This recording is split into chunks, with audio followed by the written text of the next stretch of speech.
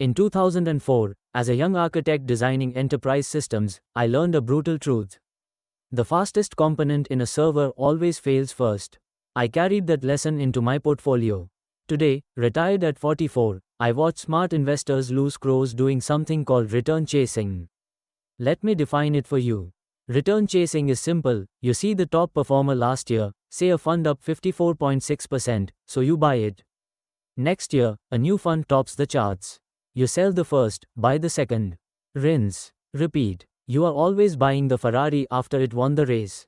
But what if I told you that in the Indian market, this behavior is a wealth destroyer?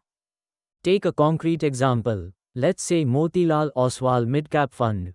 A real fund, a real rock star. In calendar year 2021, this fund delivered nearly 54.6% returns. Retail investors poured in thousands of crores. They were chasing that number. Then came 2023 and the fund delivered 42%.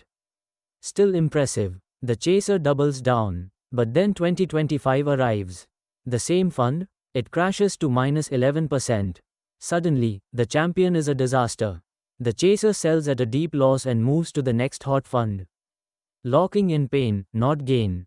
Here is the critical truth. Motilal Oswal Midcap has experienced both periods of category-leading performance and phases of significant underperformance.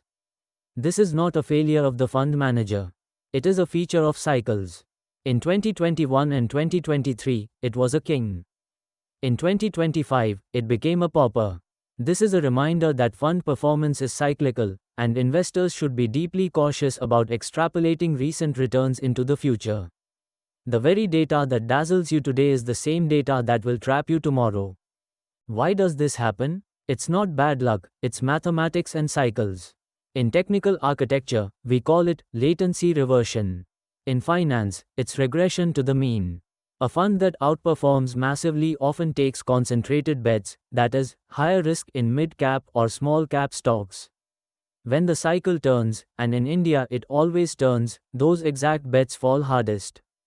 The very factor that created the outperformance becomes the anchor. Being number one is statistically followed by being near the bottom.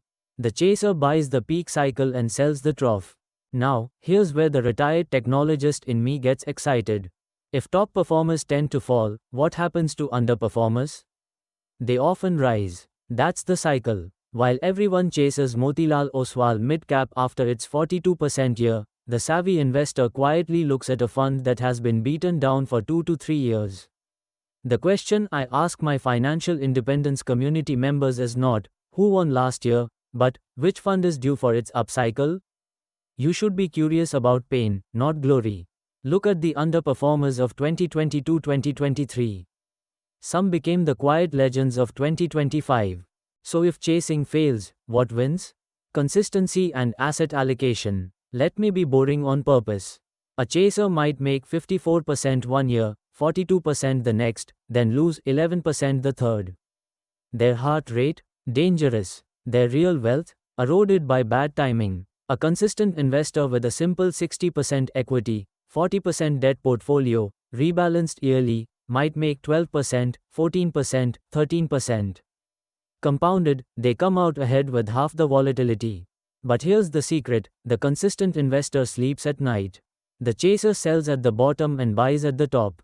In India's volatile market, staying invested beats timing the top performer 7 out of 10 times. Let's compare Motilal Oswal Midcap and Axis Midcap over a long period. A point-to-point return comparison may make Motilal look like the clear winner, because of its higher peaks in 2021 and 2023. But rolling returns tell a completely different story. Motilal has delivered significantly higher upside, but also much deeper drawdowns and a wider range of outcomes. Axis, while often lagging during the strongest bull phases, has historically offered a narrower return distribution and a smoother investor experience. The lesson? The best fund depends not only on peak returns but also on the consistency of outcomes across market cycles. For someone planning early retirement, smoothness beats sporadically high peaks. Before we go into the key takeaways, a critical note. This video is not a fund recommendation. The funds mentioned, that is, Motilal Oswal Midcap and Axis Midcap, are used purely as educational examples to illustrate cycles, rolling returns, and the dangers of chasing performance. Your risk profile, investment horizon, and financial goals are unique to you. Please read all scheme-related documents carefully, consult with your advisor, and never invest based solely on past returns. Now, with that said, let's get to the takeaways. So, 3 takeaways. First, chasing returns is a tax on impatience. Motilal's journey from 54% to -11% proves it. Second, funds move in cycles. So, today's loser is often tomorrow's winner, and today's winner can become tomorrow's trap. Third, rolling returns and asset allocation are your only true friends. But here's my retired tech brain question for you. Have you over-diversified into 20+ mutual funds thinking it's safe, when in reality you've created a closet index fund that will never beat inflation after tax? Or worse, are you sitting on 3 top-performing funds from last year, waiting for them to repeat a 2025-style crash? Stop playing the performance lottery. When I retired from tech at 44, I didn't have a magic stock tip.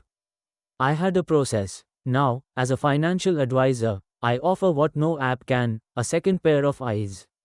I invite you to book a free, no-strings-attached portfolio review session.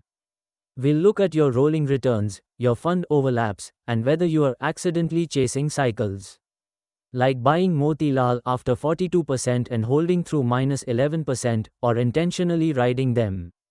Link in the description. Because the best time to stop chasing returns was 5 years ago. The second best time is right now. I'm Jayant, retired technologist at 44, full-time planner. See you in the next cycle.